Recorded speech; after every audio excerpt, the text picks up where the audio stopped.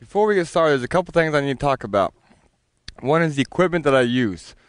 Uh, the, you're gonna need a bridle, all right? You're gonna need about a 10-foot lead rope or cotton lead rope, and a dressage whip. Now, these are important, tools you're gonna use to teach these tricks.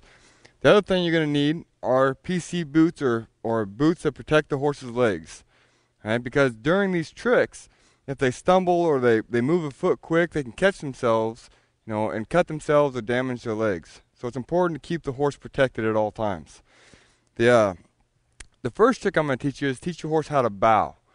All right. Now the bow and the lay down, they go together. If you get the bow, then the horse will start laying down. Now the key is when you bow, where the horse's head is determines on if he's going to lay down or not. So as he bows, I want his head to be straight and come straight back as he bows. When he bows, then I'll take his head to the right, and that'll roll the hip toward me. It's important that he rolls toward me so I'm not in his feet. All right, so if he goes and lays down for the first time and he lays away from me, then all of a sudden I'm right, looking right in the middle of his feet, and if he goes to get up quick, then I can get hurt.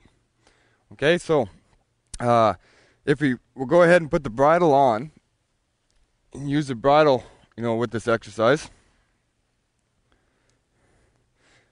When the bit I use, when I train horses, no matter what I'm doing, whether I'm reining or doing dressage or even tricks, is I use a full cheek snaffle. I use that because it's the least severe bit I can put in my horse's mouth. Now, again, that's important because if I figure that if I can't teach the horse to stop or turn or do the maneuvers I need in this bit, then another bit isn't going to help me.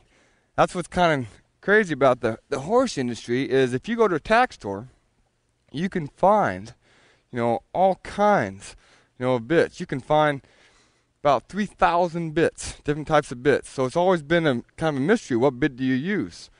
Well, what I learned was bits don't train horses. People train horses. The bit is just a tool. All right. If the bit trains horses, it'd be so nice because we could go to the tack store.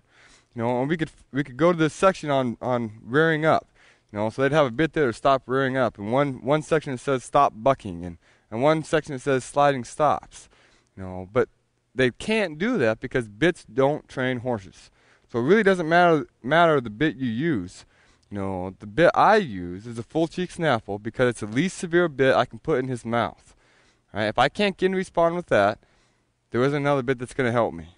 So I always use the full cheek snaffle, in my training.